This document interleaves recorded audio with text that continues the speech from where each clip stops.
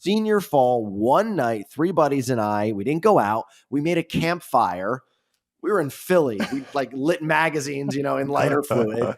And we talked about life. And I never had a conversation like that. And I just wrote down some things. And the one that I wrote a question, what do you want for your moments on earth? Which I think I ask audiences that.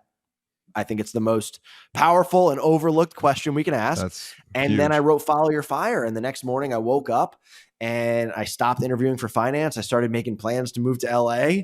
My parents, God bless them, they said, I'll never forget this. When I worked up the courage to tell them, they said, and my dad just said, okay, give it everything you have. Like there was no, you're making a mistake. How could you do this? Why? They believed in me, and it was just give it everything you have. Yeah.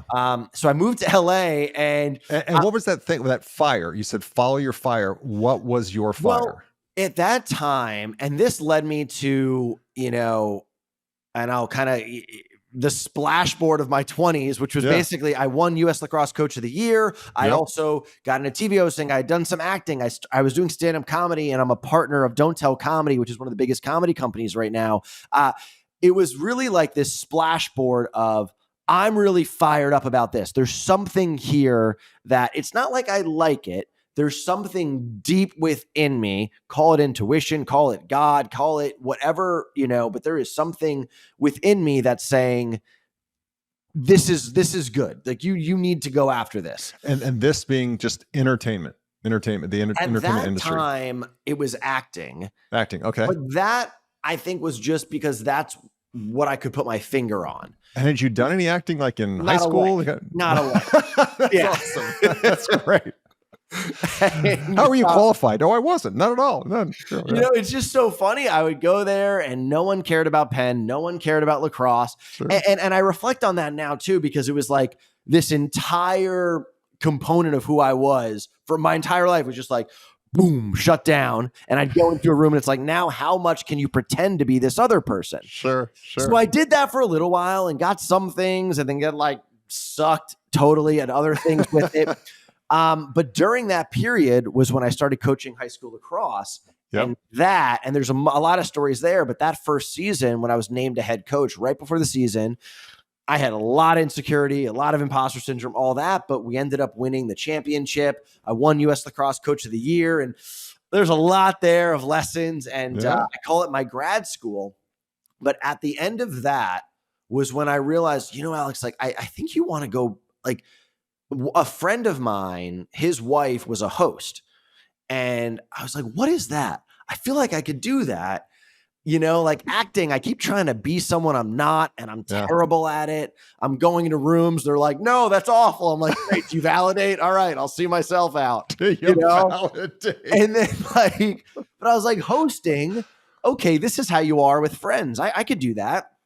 And there's a lot of stories here too of how I got into the room for Ninja Warrior. Okay, well, you got to tell that story because that's the gold. That's the gold, right? I mean, you could stop this. You could stop this whole interview at.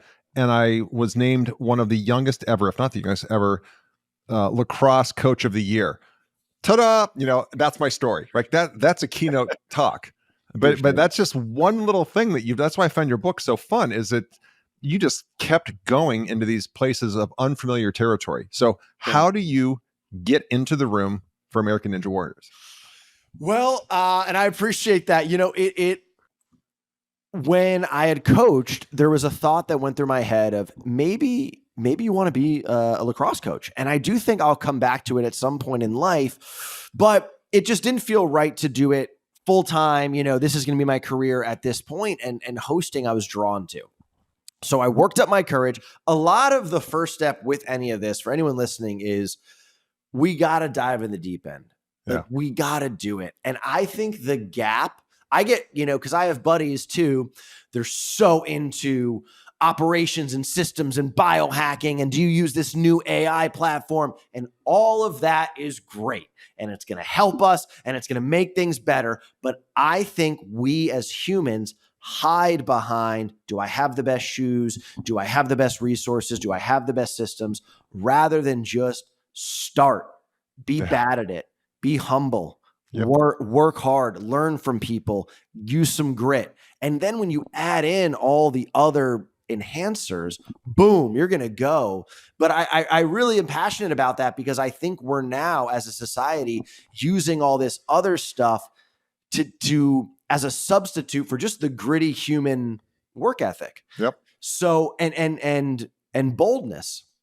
So I just went to a casting director workshop. It was literally something of like, want to be a host? And I'm like, I do. And so I just went to it. Yeah. And, you know, I did my best, and that's all you can do. And the person who ran it, the casting director, who's a gatekeeper, she said, actually, you're not bad at this. And I'm like, I don't know why you had to word it, you know, in that way, but all right.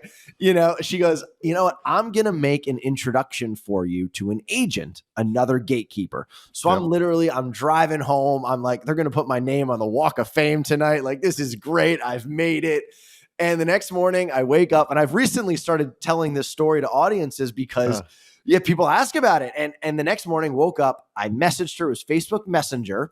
I said, you know, Carol, I won't share her last name, but Carol, thank you so much for the offer. Wow, this is incredible. Please let me know if there's anything I can do. Thank you. She doesn't respond. Okay. Hey, Carol, next day, just following up, you know, thanks again. No rush. Doesn't respond. 2 days later. Hey, Carol, you know, you made a life. They would change my life. What you offered to do. Could you do that? Thank you. She doesn't respond. And something, I promise you, it went off in me. And I just said, I'm going to follow up with her until the end of time. And I did. Yeah. Always polite. No, you know, bitterness, none of that. Hey, Carol, happy Easter. Hey, Carol, happy July 4th. You know, could you please make that introduction? And 52 weeks later, you can scroll back in Facebook Messenger, all mine, none of hers. She finally writes, Alex, I've made an introduction. Please stop messaging me. and you know, the truth of it is, if this was a movie, that would have unlocked and fairy tale. Sure. But now I advanced to the next gatekeeper. I went into his office, great guy. And I'll never forget, I'm so excited. It's been a year and I made it into this office. Yeah. He looked at me and he kept saying, it's just really hard out there. It's really hard out. And I'm just like, what is happening? Like, are we going to work together or not? And he said something. He's like, I just don't know if I see it.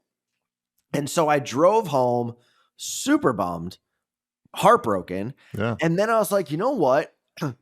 He just doesn't see it. So let's help him see it.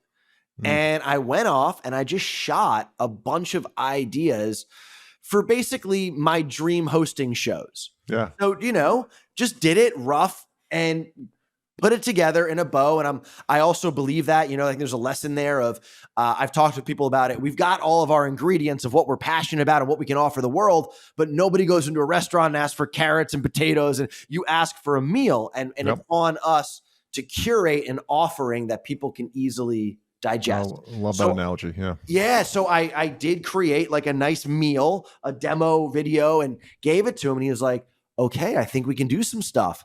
And it was about 2 months later that I got pitched and then had the big meeting and got hired to host for American Ninja Warrior.